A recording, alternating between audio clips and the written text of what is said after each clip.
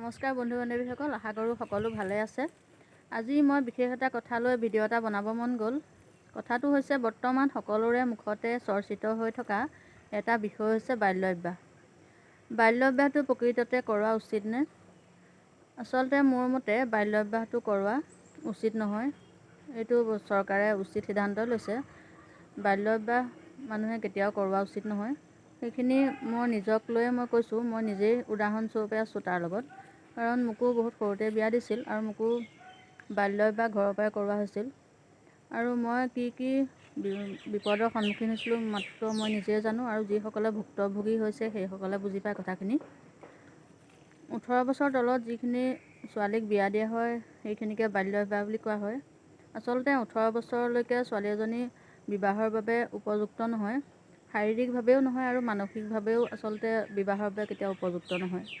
সেইটো বয়স হৈছে ছোৱালী এজনী পঢ়া শুনাৰ বয়স আৰু তাইৰ লগৰ ল'ৰা ছোৱালীৰ লগত খেলা ধূলা কৰাৰ বা ফুৰাৰ বয়স। সেইটো বয়সত যদি ছোৱালী এজনীক বিয়া দি দিয়া হয় তেন্তে তাই ফুল বা কলিতে মৰহি যোৱাৰ নিচিনা হয়, আৰু তাইৰ পঢ়া শুনাখিনিতো বৰবাদ হয়ে, লগতে তাইৰ শাৰীৰিকভাৱেও বহুত অনিষ্ট হয়। যিটো বয়সত মোৰ লগৰ ল'ৰা ছোৱালীয়ে কলেজত লৈ অহা যোৱা কৰিছিল, কলেজত BA পঢ়ি আছিল, আৰু সেইটো বয়সত মই 2টা ল'ৰা ছোৱালী মাতৃ হৈছিলোঁ। ভাবি চাওকচোন, মই ল'ৰা ছোৱালীকেইটা আলপৈচান ধৰিব লগা হয়, যত্ন ল'ব লগা হয়, আৰু মোৰ লগৰ ল'ৰা ছোৱালীয়ে কলেজত পঢ়ি থাকে। মোৰ কিমান দুখ লাগে ভাবিলে, কিন্তু উপায় নাই, কি কৰিব, এয়াই মোৰ ভাগ্য আছিল। তাৰপিছত মোৰ ভাগ্যখন ইমানেই বেয়া আছিল যে 2টা ল'ৰা ছোৱালী, মোৰ ল'ৰাটো ক্লাছ 4ত পঢ়ি থাকোঁতে আৰু ছোৱালীজনী ক্লাছ 1ত থাকোঁতে মোৰ হাজবেণ্ড ঢুকাই গৈছিল। তাৰপিছত কিমান জীৱনত মই সংগ্ৰাম কৰিবলগীয়া হৈছিল, হয়তো মই নক'লেও আপোনালোকে বুজি পাব।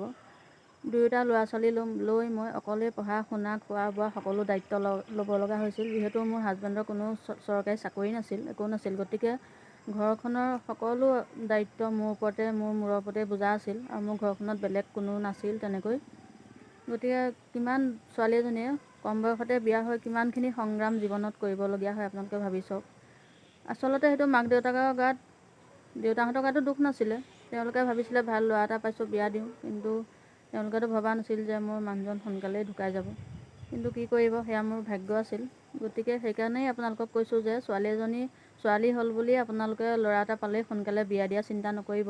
আপোনালোকে তেওঁক ছোৱালীজনীক পঢ়ুৱাই শুনাই ভালকৈ কিবা এটা যাতে স্বাৱলম্বী হ'ব পাৰে, আৰ্থিকভাৱে নিজে কিবা এটা কৰিব পাৰে, সেইটো চিন্তা কৰক। আৰু কিবা এটা কৰাৰ পিছত ছোৱালীজনীক বিয়া দিয়া চিন্তা কৰিব উপযুক্ত বয়সত। সৰুতে আপোনালোকে ছোৱালীজনীক বিয়া দি জীৱনটো ধ্বংস নকৰিব, মই তাকে আপোনালোকক কওঁ। বৰ্তমান মোৰ 2টা ল'ৰা ছোৱালীয়ে ডাঙৰ হৈছে ভগৱানৰ কৃপাত, আৰু মই দুয়োটাকে কেনেকৈ নিজৰ ভৰিত নিজে থিয় হ'ব লাগে, স্বাৱলম্বী হ'ব লাগে, সেইখিনি মই শিকাইছোঁ। আৰু মই এটা দৃঢ় সংকল্প লৈছোঁ যে মই যিখিনি কষ্ট পালোঁ মোৰ জীৱনত, মই ল'ৰা ছোৱালী 2টাক কেতিয়াও পাবলৈ নিদিওঁ।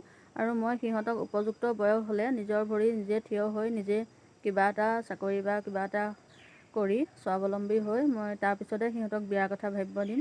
গতিকে মই ইমানেই ক'লোঁ আপোনালোকক। যদি ভিডিঅ'টো চাই ভাল পায় আপোনালোকে লাইক শ্বেয়াৰ আৰু কমেণ্ট কৰিব, আৰু আপোনালোকৰ মতামত আগবঢ়াবচোন কমেণ্টৰ যোগেদি। ধন্যবাদ।